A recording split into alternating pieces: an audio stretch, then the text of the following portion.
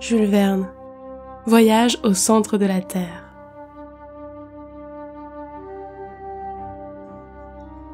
Chapitre 25. Je me réveillai donc, le dimanche matin, sans cette préoccupation habituelle d'un départ immédiat. Et quoique ce fût au plus profond des abîmes, cela ne laissait pas d'être agréable. D'ailleurs, nous étions faits à cette existence de troglodytes. Je ne pensais guère au soleil, aux étoiles, à la lune, aux arbres, aux maisons, aux villes, à toutes ces superfluités terrestres dont l'être sublunaire s'est fait une nécessité.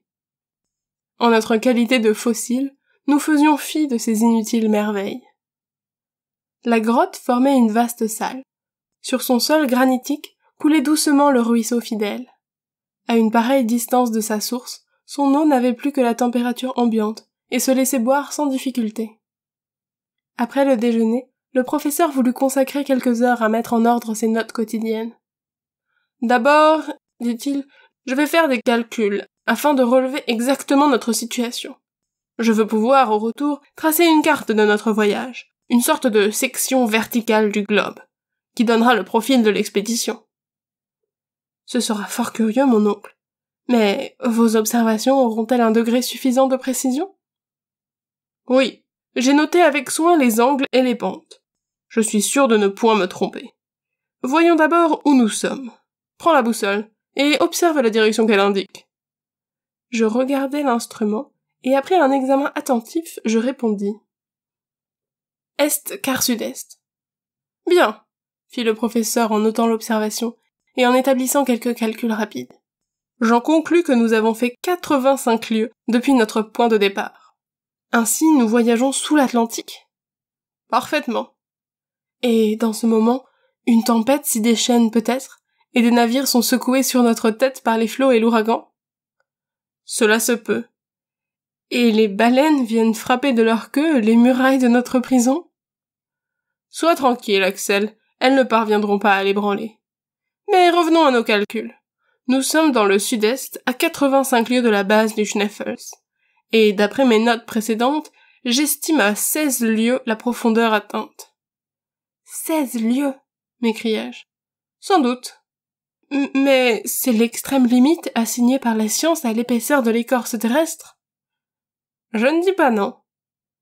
Et ici, suivant la loi de l'accroissement de la température, une chaleur de 1500 degrés devrait exister. Devrait, mon garçon.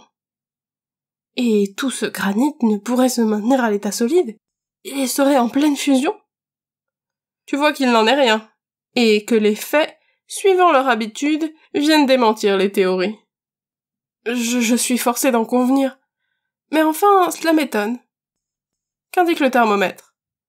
27 degrés, 6 dixièmes. Il s'en manque donc de 1474 degrés, 4 dixièmes, que les savants n'aient raison. Donc l'accroissement proportionnel de la température est une erreur. Donc Humphrey Davy ne se trompait pas. Donc je n'ai pas eu tort de l'écouter. Qu'as-tu à répondre? Rien. À la vérité, j'aurais eu beaucoup de choses à dire. Je n'admettais la théorie de Davy en aucune façon. Je tenais toujours pour la chaleur centrale, bien que je n'en ressentisse point les effets.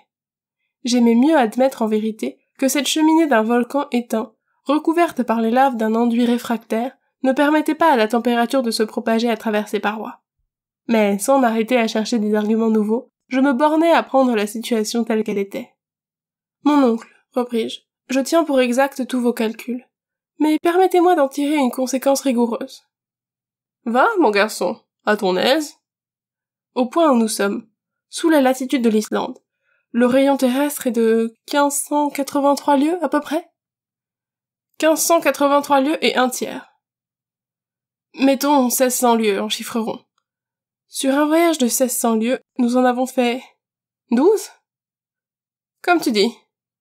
Et cela au prix de 85 lieues de diagonale? Parfaitement. En 20 jours environ? En 20 jours. Or, 16 lieues font le centième du rayon terrestre. À continuer ainsi, nous mettrons donc 2000 jours, ou près de 5 ans et demi, à descendre? Le professeur ne répondit pas. Sans compter que, si une verticale de 16 lieues s'achète par une horizontale de 80, Cela fera 8000 lieues dans le sud-est, et il y aura longtemps que nous serons sortis par un point de la circonférence avant d'en atteindre le centre. Au diable avec tes calculs, répliqua mon oncle avec un mouvement de colère. Au diable tes hypothèses, sur quoi reposent-elles? Qui te dit que ce couloir ne va pas directement à notre but? D'ailleurs j'ai pour moi un précédent. Ce que je fais là, un autre l'a fait. Et où il a réussi, je réussirai à mon tour. Je l'espère. Mais enfin, il m'est bien permis... Il t'est permis de te taire, Axel, quand tu voudras déraisonner de la sorte. Je vis bien que le terrible professeur menaçait de reparaître sous la peau de l'oncle, et je me tins pour averti. Maintenant, reprit-il, consulte le manomètre. Qu'indique-t-il? Une pression considérable. Bien. Tu vois qu'en descendant doucement, en nous habituant peu à peu à la densité de cette atmosphère, nous n'en souffrons aucunement. Aucunement, sauf quelques douleurs d'oreille. Ce n'est rien, et tu feras disparaître ce malaise en mettant l'air extérieur en communication rapide avec l'air contenu dans tes poumons. Parfaitement, répondis-je, bien décidé à ne plus contrarier mon oncle. Il y a même un plaisir véritable à se sentir plongé dans cette atmosphère plus dense. Avez-vous remarqué avec quelle intensité le son s'y propage? Sans doute. Un sourd finirait par y entendre à merveille. Mais cette densité augmentera sans aucun doute.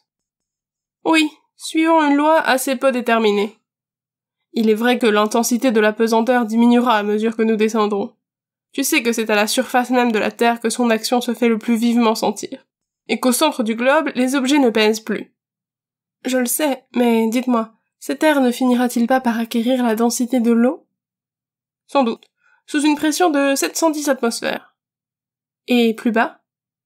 Plus bas, cette densité s'accroîtra encore. Comment descendrons-nous alors? Eh bien, nous mettrons des cailloux dans nos poches. Ma foi, mon oncle, vous avez réponse à tout. Je n'osais pas aller plus avant dans le champ des hypothèses, car je me serais encore heurté à quelque impossibilité qui eût fait bondir le professeur.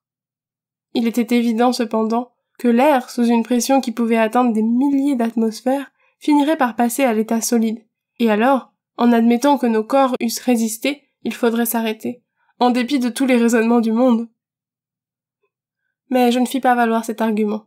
Mon oncle m'aurait encore riposté par son éternel Saknussemm, précédent sans valeur, car, en tenant pour avéré le voyage du savant islandais, il y avait une chose bien simple à répondre.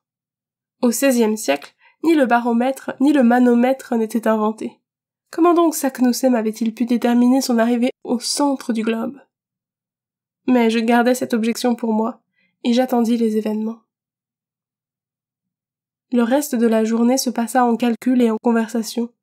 Je fus toujours de l'avis du professeur Lidenbrock, et j'enviais la parfaite indifférence de Hans, qui, sans chercher les effets et les causes, s'en allait aveuglement où le menait la destinée.